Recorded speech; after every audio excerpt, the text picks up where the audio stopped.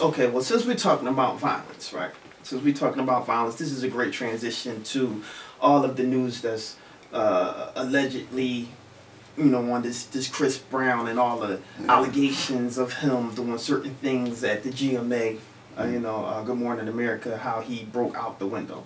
Now, the reason why he said that he broke out the window was because he was a little frustrated at the questions that the reporter was asking him, and he felt that that issue between him and Rihanna was past. So, allegedly, after the conversation or the interview, he walked back in the dressing room, and he said he was quoted as just blowing off steam, so he grabbed the cooler and threw it at the window. So, my question for you guys is, do you feel that he was, to a degree, railroaded when he got to, the interview? Because I believe, in my opinion, that he was. So he wasn't justified in breaking a window, because he does, I believe, has some serious anger management problems. But still, I believe that he was justified by being upset. I was aware that he was given the questioning prior to the interview, and he had an opportunity to kind of look over it. And I must say that I kind of agree with you to the extent where I don't feel as though we don't know all the facts, so we don't know how to. I don't know how to interpret what his actions were. Okay. I do believe that there comes a point in time, whether you prepare somebody with questions or not, right, that based on their reaction, you need to make a judgment call in terms of how you're interviewing someone. And it was obvious that he was not comfortable with the line of questioning, right, despite his agreement that he was going to do that. They had an option to just kind of cut his interview and say, hey, listen, the interview's over since you don't want to answer our questions. But they chose to go that avenue. So in this sense, I don't justify his behaviors at all. But I do believe that, that there came a point in time that Robin Roberts should have said, you know what, let me just change the line of questioning. I totally agree. Yeah, watching the interview, it seems like he was really bombarded yes, with the questions. He kept trying to switch up and say, I want to talk about the album, I want to talk about the album, but they didn't want to talk about the album, they just wanted to talk about that. Absolutely. And he kept trying to change it back and forth, and just they weren't letting him. Yeah. Well, she wasn't letting, she just kept asking him pretty much the same thing over and over again. Right. She kept going back to the same exact question, and he kept saying, this is about my fans. This interview is about my fans. I love my fans. My new album is about my fans, and that's what I want to talk about, the new album. Because I do put a little bit of responsibility on him in the fact that he could have articulated that in a way in which she would have been clear that he didn't want to talk about it. The fact of the matter that he was kind of being jokeful about it, like, there was a point that he was just like, well, like I said, this is in the past.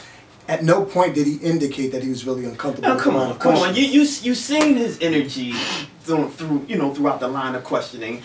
She interviewed him prior to him being on there before, because the whole Rihanna situation. She interviewed him before about. She knows how touchy that situation was, and she's an investigative researcher. She's an investigative reporter, so she knows when it comes to how somebody would respond to something as opposed to someone who's actually excited about talking about something. Yeah, as much as I like Chris Brown, I must say that I think that no matter what, there was a point in time that the line of questioning was clear. He knew, so he could have said, "Hey, listen, I don't feel comfortable with this line of questioning," and at that point say, I don't want to talk about it anymore. And any time that he could have kind of, just kind of closed out the conversation with no more talking about it. But the fact that he entertained it and he joked around it about it, made her believe that, it's okay to keep asking. I think what he was doing was, I think he was trying too hard to stay calm. Right. And because of that, his emotions snowballed. Right. I feel like he's trying, I got to keep calm. I don't want them to see me pissed. And that's why he didn't say anything. He didn't say, like, I don't want to talk about it, because he was trying to, like, keep his cool. And then because of that, he kept it bottled up, that when we got in that room, he just went nuts. Right. I really take all of, the fault off of Chris Brown, to be quite honest, in that interview, because I believe that she really pushed the topic. She really pushed the issue. And because she interviewed him prior to that, on the Rihanna issue before, she knows better than, in my opinion. And also, it seemed like with the questions she was asking, she already knew the answers to. Yeah, but absolutely. But a reporter does not interview you for their own needs. They interview for the audience. Yeah. So just because she's heard what he has to say, the audience that's watching does not necessarily. But I mean, didn't she cover it on the show before, though, the same topics? Right, but the same audience is not watching the same show, is it? Right. Was it both of them Good Morning America? Good Morning America? Good Morning America. So it was the same show. But it's not the same audience. Could have been. Did you watch the first interview? No, I actually didn't. Okay, so there it goes. But there you have it.